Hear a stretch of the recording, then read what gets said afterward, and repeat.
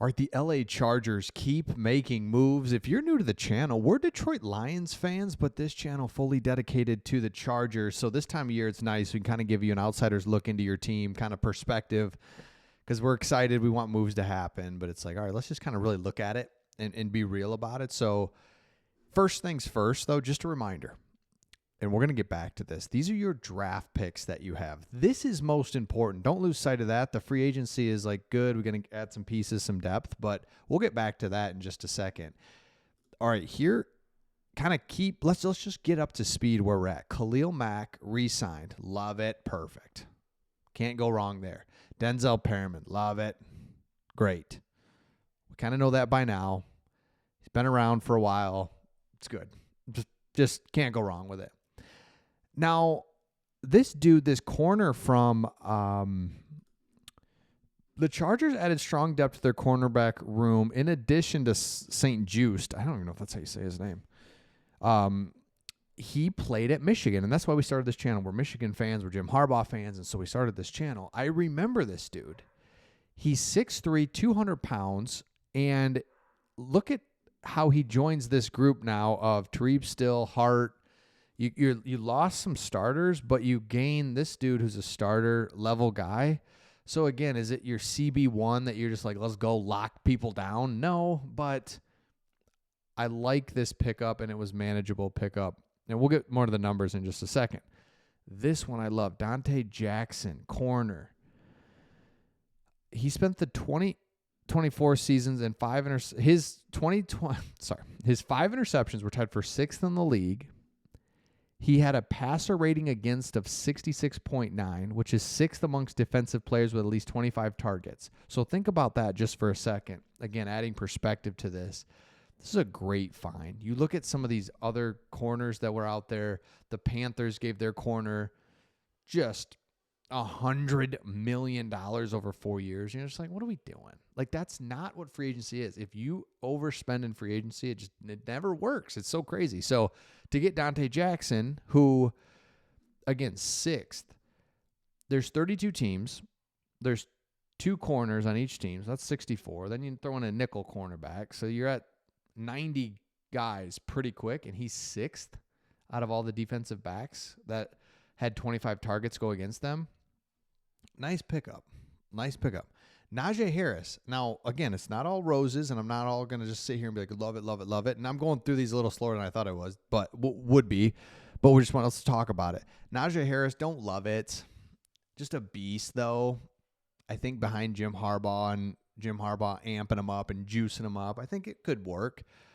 But I'm not as high on it, I guess. He just doesn't have the explosiveness. He doesn't have that big play threat that you would love to have. So you can't have it all. I get that. You can't have beast mode plus, break it for 80 yards. But he's not, I don't love it. This one I really like. He's back with the Chargers. Mike Williams, 6'4", 218 pounds. Get healthy. Let's go. Give us a year. That's what it is right here. You know the system, not the system, but you know the area, you know the team, you know the quarterback. This is an easy one. I really like Mike Williams.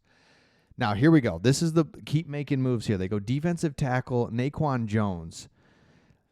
Jones is 6'3", 313 pounds, and is a rotational piece of the defensive tackle. 100%, and beast. Love it. Next one, Deshaun Hand. Now, Deshaun Hand was drafted by the Lions. The thing about him that you got to know is, and this shows it right here, was Deshaun Hand was a 4th-round choice, and he was an all-rookie team by the Pro Football Writers of America. All-rookie team 2018. Played 13 of the 16 games for the Lions and was real solid. Next 4 seasons, it's like, dude, what are we doing? He couldn't get on the field.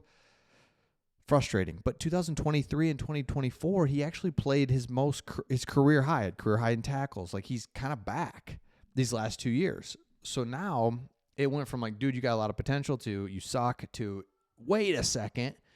You're good. You get a good defensive tackle at a reasonable price. It's a great pickup. Deshaun Hand, I really like. So it's like, okay, we're kind of heating up here a little bit. Some players are going out. I love this. So, but remember, and this is where you got to remember, I know the Chargers have a ton of cap space,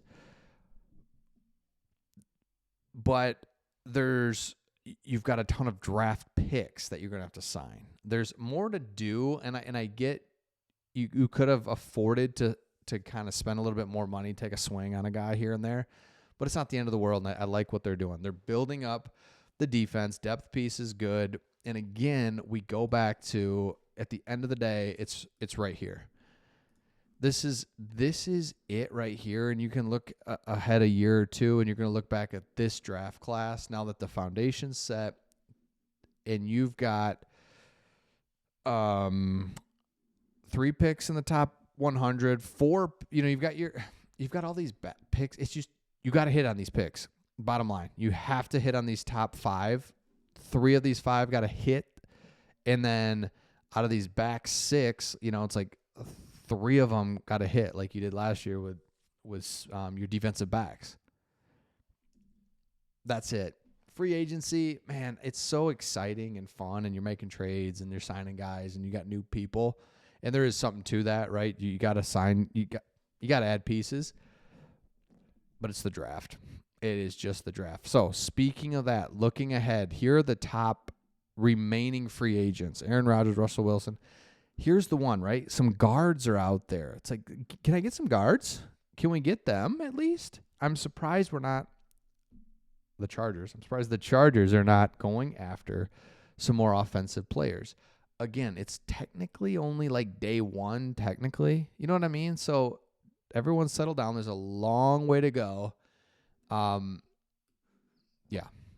It's day 1 of like full-on free agency. So keep an eye on those 2 guys. Amari Cooper, maybe. Asante Samuel Jr., what's up? And then there's an edge still available out there to kind of maybe replace Bosa or give you something out there. But, hey, interior offensive line, wide receiver, and another running back, that's where I'm at if I'm a Chargers fan. I'd like to see that in just, again, just some pieces.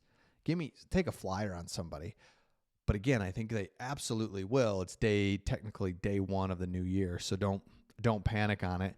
And again, we go back here, we've seen it a million times, but look how quickly, because again, this is young, not injured usually, and cheap. Young, not injured, and cheap is what the draft is. Free agency is old, expensive, injury prone.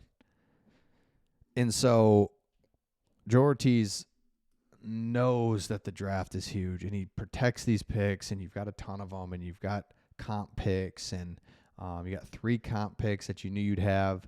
So I just see the Chargers staying, doing this right, knocking the draft picks out of the park.